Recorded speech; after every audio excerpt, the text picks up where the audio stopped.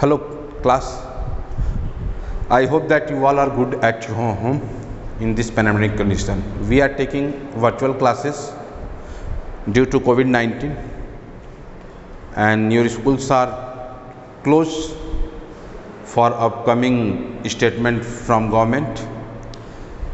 We are going to start today your fifth chapter, Greenland, world chillest nation. Greenland एक देश है जो विश्व का सबसे ठंडा देश है, और ऐसा इसलिए है क्योंकि ये बहुत नियर बाई नॉर्थ पोल के बहुत पास में है, इसलिए ये विश्व का सबसे ठंडा देश है। जो पोल्स हैं दैट आर फ्रीज जोन, वो हमेशा वहाँ पे बर्फ़ रहती है, वो फ्रीज जोन होते हैं, इसलिए उसके आसपास का जो भी एरिया होता है वो बहुत ही ठंडा होता है। तो आज हम ग्रीनलैंड के बारे में पढ़ेंगे। Greenland is situated in the freeze zone, ये फ्रीज जोन में सिचुएटेड है। फ्रीज जोन मतलब जहाँ पे टेम्परेचर हमेशा ऑलवेज 0 डिग्री बिलो 0 डिग्री होता है, 0 डिग्री के नीचे रहता है। This zone is in between 66.5 degree north, ये 66.5 degree north and 0 degree north, that is north pole के पास है।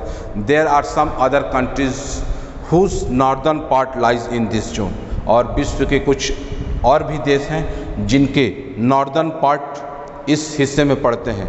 अपर हाफ ऑफ अलास्का, जो अपर हाफ जो है Alaska, northern parts of Canada का northern part, Norway, Sweden and northern strip of Russia का northern strip जो है नोन एज टुंड्रा, जिसको टुंड्रा के नाम से हम जानते हैं, also are in the freeze zone. ये सारी जगह फ्रीज जोन में हैं। There is a freeze zone lies between, freeze zone है वो कहाँ लाइज करता है, 66.5 degree south and 0 degree south, that is south pole, जो साउथ पोल कहते हैं एज वेल।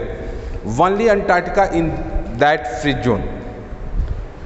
नॉर्थ पोल में जैसे हमारा जो पृथ्वी है, जो अर्थ है, वो 2 पोल में है।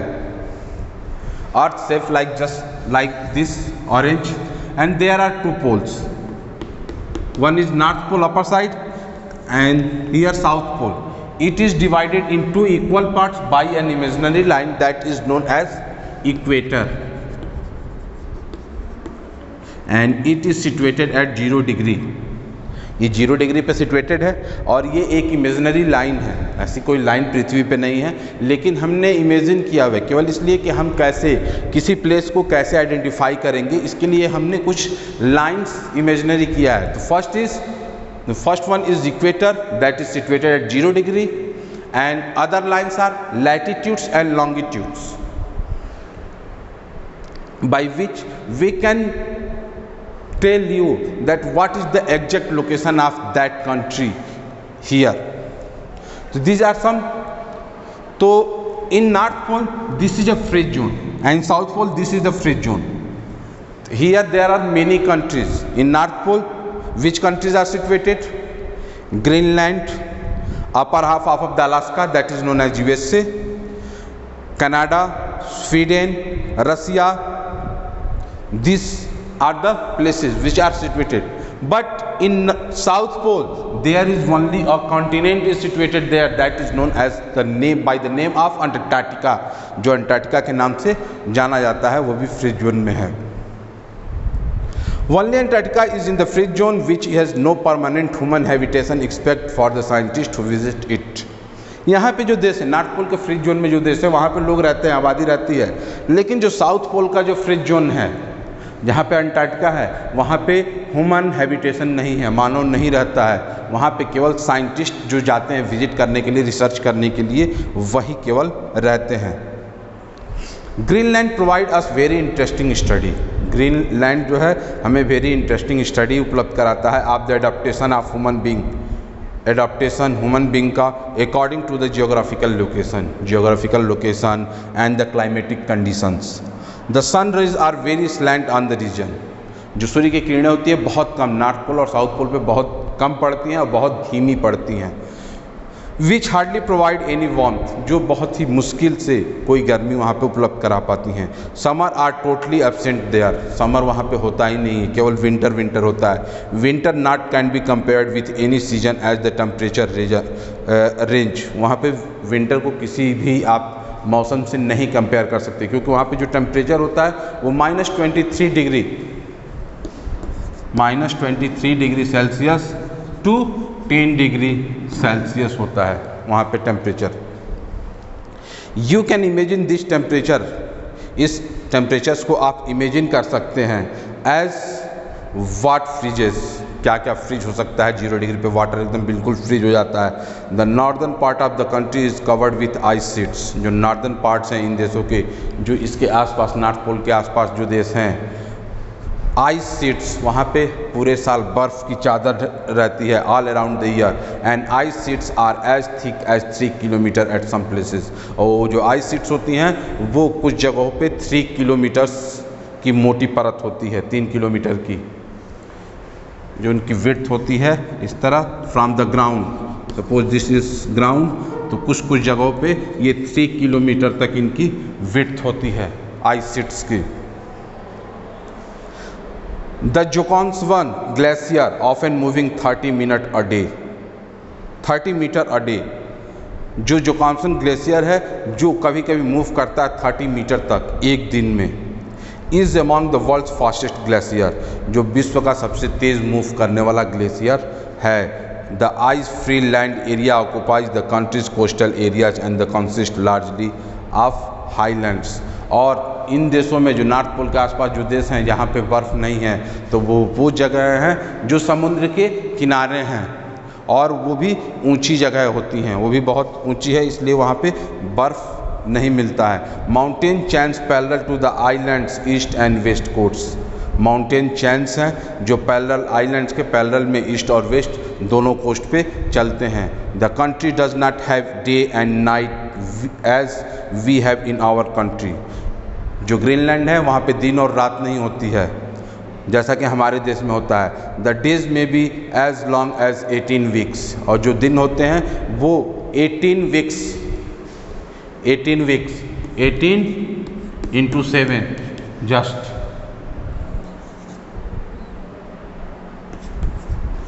126 डेज। अगर दिन हो रहा है तो 126 दिन लगेगा कि दिन ही हो रहा है, near about. In the northern part of the country, country के नॉर्दर्न पार्ट में जो ऊपरी हिस्सा है नॉर्दर्न पोल्स की तरफ जो फ्रीज जोन में है, same is true for the night as well, और ऐसा ही यहाँ रातों के लिए भी सत्य है। The sun does not travel from east to west as it does in our country, जो सूर्य होता है वहाँ ईस्ट से वेस्ट की तरफ नहीं जाता है जैसा कि हमारे देश में होता है, और दिन और रात इन 24 आवर्स होता है। Rather it hangs above the horizon and then sets in the same place, ये एक होरिजन पे दिखता है और फिर उसी प्लेस पे डूब भी जाता है। The vegetation is characterize as tundra and consist of cotton grass, जो वेजिटेशन है यहाँ पे वो टुंड्रा के वेजिटेशंस हैं और उनको कंसिस्ट किया जाता है cotton grass and lichens. Ice free area is almost without trees, और जो आइस फ्री एरियाज हैं वहाँ पे लगभग कुछ पेड़ दिखाई देते हैं, नहीं दिखाई दे वहाँ पे पेड़ नहीं, वो केवल लाइकेंस और छोटी छोटी घास वहाँ पे कभी कभी जैसे आइस शीट्स नहीं होंगी तो ये सारी चीज़ें दिखाई देंगी। Polar bears, musk oxen, reindeers, arctic foxes, snow hares and lemmings are found on the islands, ये जानवर वहाँ के आइलैंड्स में पाए जाते हैं। मोस्ट प्रोबेबली पोलर बियर्स पाए जाते हैं जो वाइट बियर्स होते हैं। Seals and whales are found in surrounding waters, और जो आसपास का जो समुद्र का पानी होता है वहाँ पे सील्स और वेल्स पाई जाती हैं। Other fish from the ocean are cod, salmon, इट्रीजी, और वहाँ के समुद्रों में जो दूसरी मछलियाँ पाई जाती हैं उनमें कॉड और सैल्मन और कुछ मछलियाँ होती हैं। The population of Greenland is widely dispersed, वहाँ की जो जनसंख्या वो भी बहुत कम है। Mostly in very small coastal settlements, और जो जनसंख्या रहती भी है वो समुद्रों के किनारे ही रहती है, समुद्रों के किनारे पे ही रहती है कि वहीं पे बर्फ़ कम होती है, बाकी तो वहाँ पे बर्फ़ बहुत ज़्यादा होती है। Living of the people affected by the climatic conditions, जो वहाँ का लोगों का जीवन है वहाँ के क्लाइमेटिक कंडीशन की वजह से बहुत कम वहाँ लोग रहते हैं। Agriculture is possible on about 1% of Greenland total area. Greenland का जो टोटल एरिया है उसका 1%, 100% का केवल 1% लैंड पे ही हम एग्रीकल्चर वहाँ पे होती है, वहाँ पे कृषि होती है। In the southern ice free region, जो नॉर्थ पोल से जो साउथ की तरफ उसका एरिया है वो आइस फ्री है, रीजन है, इसलिए वहाँ पे थोड़ी बहुत खेती होती है। Hay and garden vegetables are the only crops raised, वहाँ पे हे और गार्डन वेजिटेबल्स लगाई जाती हैं। Most of the ice free land is pasture for sheep, और जो आइस फ्री जो लैंड है वहाँ पे ज़्यादातर चरागाह है शिप्स के लिए और रेनडेयर्स के लिए, which are raised for meat, जिनको पाला जाता है मीट के लिए, ऊल के लिए एंड मिल्क के लिए। Hunting is still important in the northern regions, वहाँ पे हंटिंग जो है बहुत ही ज़्यादा इम्पॉर्टेंट है। In the northern region where seals, जहाँ पे seals, foxes and polar bears are caught for their meat and the pelts, और पोलर बियर्स को पकड़ा जाता है उनके मीट के लिए, फॉक्सेस को पकड़ा जाता है। However, the hunting of these animal has come down drastically for ecological reasons. बाद में इकोलॉजिकल रीजन्स की वजह से हमारी लाइफ साइकिल को बचाने के लिए इन जानवरों के शिकार पे पाबंदी लगा दिया गया।